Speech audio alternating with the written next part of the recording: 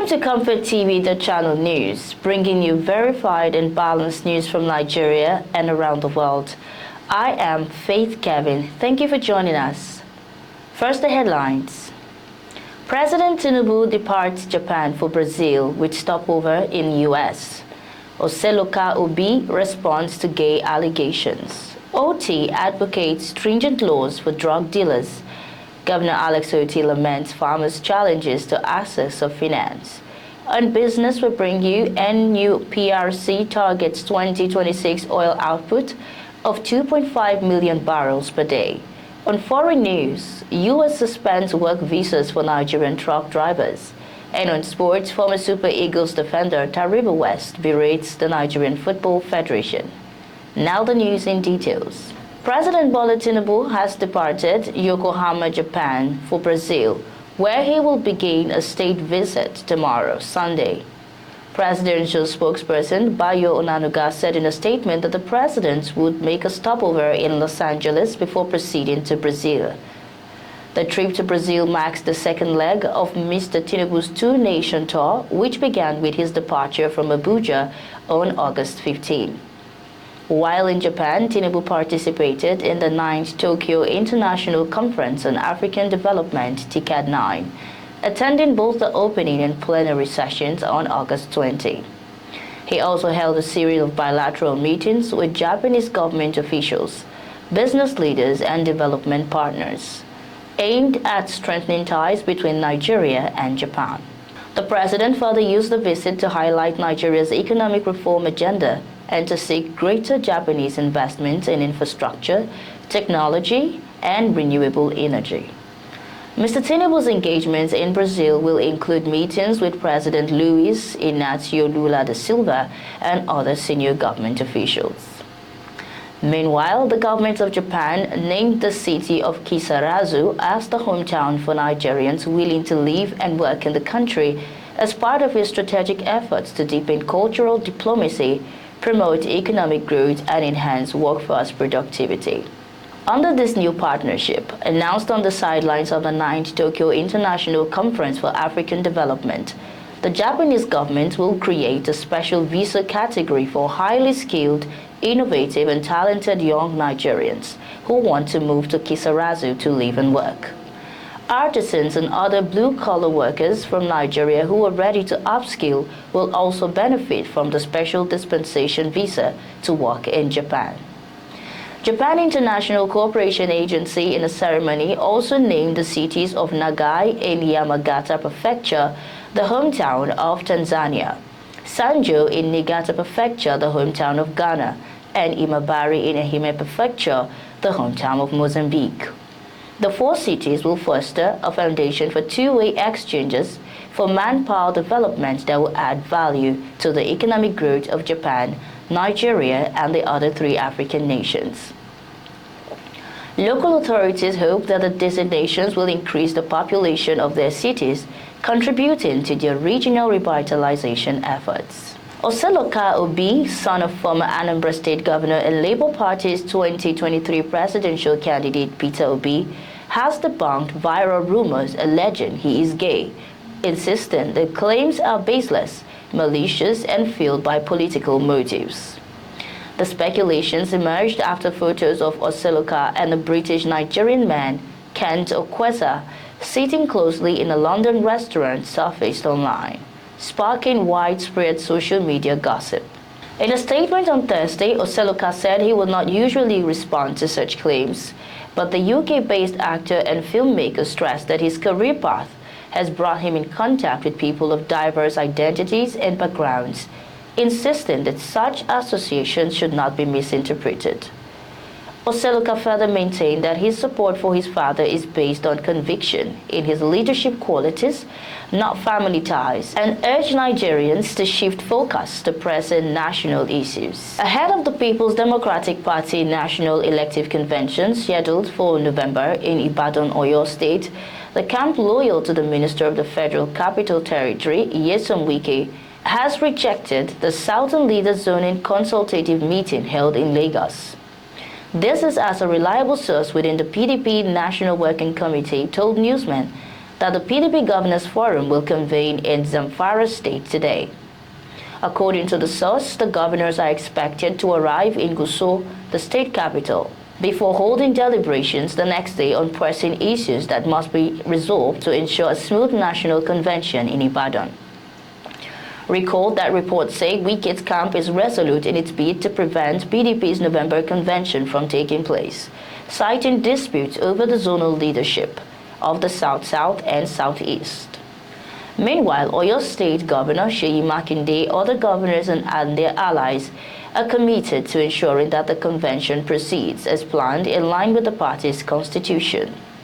Also, the FCT Minister Wike has stated that he will support those who support President Bola Tinubu, urging residents to support those that the government will listen to. Wike made the statement while commending former senator representing the FCT, Philip Aduda, and the chairman of the Abuja Municipal Area Council, Christopher Mekalangu, during the flag-off of Lot 2 of water supply projects in Karu. Abia State Governor Alex Otti has called for stringent legislations against drug dealers and drug offenders as a way to curb drug abuse in Nigeria.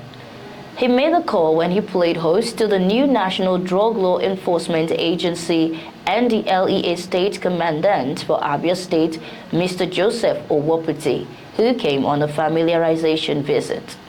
The governor further called for the crackdown on drugs cartels in order to cut off the distribution of illicit substances.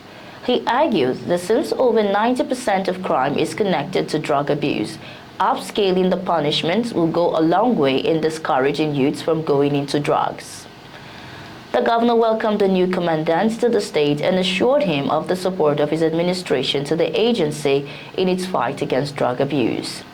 He further approved 2 new Hilux vans for the agency and directed that the agency's abandoned vehicles be retrieved and fixed by the government. Abia State Governor Alex Otti has lamented that smallholder farmers who form the backbone of food production still face the challenges of access to finance, modern farming techniques, extension services, and reliable markets. He said this while flagging off the African Union Development Agency new Partnership for Africa's Development (AUDA-NEPAD) program.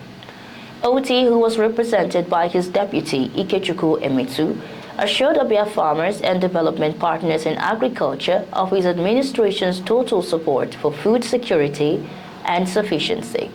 He said that the initiative was aimed at transforming agriculture, strengthening rural economy, and improving the livelihoods of hard-working smallholder farmers in Abia State. Otti disclosed that his state had fulfilled its counterpart funding obligations. He expressed joy that the AUDA-NEPAD program would address the gaps by equipping Abia farmers with new knowledge and technologies, improving productivity and food security, enhancing incomes, and reducing poverty in communities. Abia State Commissioner for Agriculture, Cliff Agbeze, said that the program would uplift smallholder farmers through the provision of modern improved inputs, training, among others, to enhance productivity and cut post-harvest losses. Agbeze noted that a total of 17,000 households are targeted for support across the 17 local government areas of the state, with the pilot scheme having 1,000 farmers. ComfortTV.channel news returns shortly with foreign, business, and sports news. Stay tuned.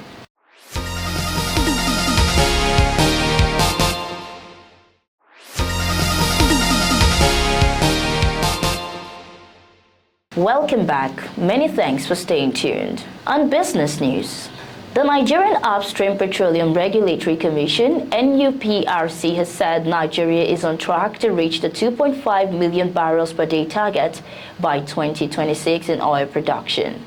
The Commission Chief Executive CCE of NUPRC, Benga Komolafe, in his remarks at the ongoing Petroleum and Natural Gas Senior Staff Association of Nigeria, Pengassan Energy and Labor Summit PILS 2025 in Abuja, said to ensure sustainability and ESG drive, the Commission is taking decisive steps to future-proof the industry. He noted that the upstream decarbonization framework and gas-centric transition strategy aims to eliminate routine flaring by 2030, cut methane emissions by 60% by 2031, and monetize the vast gas resources.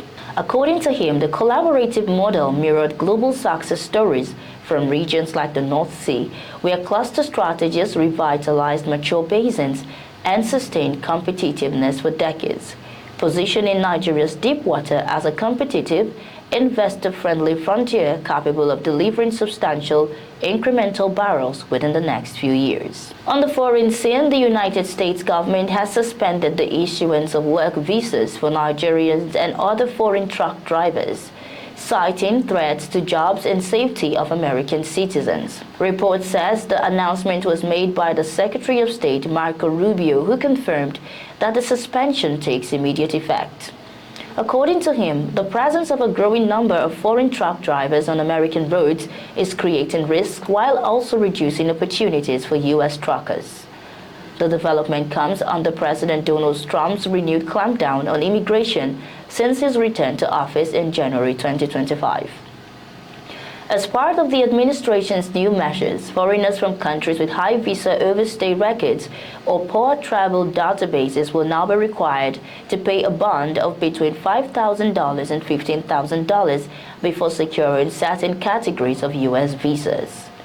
The policy, introduced under a 12-month pilot program, is aimed at ensuring travelers leave the country before their visas expire. And on sports, former Super Eagles defender Taribo West has berated the Nigerian Football Federation and Lagos State government for allegedly abandoning the family of late goalkeeper Peter Rufai. Speaking at Rufai's burial in a video posted on social media, the ex-Inter Milan star expressed disappointment over what he described as the neglect of Nigerian football heroes after their death. The former international recalled similar situations with late football icons such as Stephen Keshi, Rashidi Yakini, and Thompson Oliha, stressing that the treatment of ex-players discouraged him from encouraging his children to serve the country through football. Rufai, fondly called Dodo Mayana, was Nigeria's first-choice goalkeeper during the 1994 Africa Cup of Nations and the country's debut at the FIFA World Cup the same year. He passed away in July 2025. And that's our news bulletin for today. But before we go, here is a recap of our stories. President Tinubu departs Japan for Brazil with brief stopover in the U.S. Oseloka Obi responds to gay allegations. Otti advocates stringent laws for drug dealers. Laments farmers' challenges of access to finance. On business, NUPRC targets 2026 oil output of 2.5 million barrels per day. On foreign news, U.S. suspends work visas for Nigerian truck drivers. And on sports, former Super Eagles defender Taribo West berates the Nigerian Football Federation. Thanks for watching. For breaking news, exclusive interviews and more, follow us online at ComfortTV.channel on all platforms. Remember to like and share our videos, subscribe to our channel, and click on the notification bell so you don't miss out on any updates. I am Faith Kevin.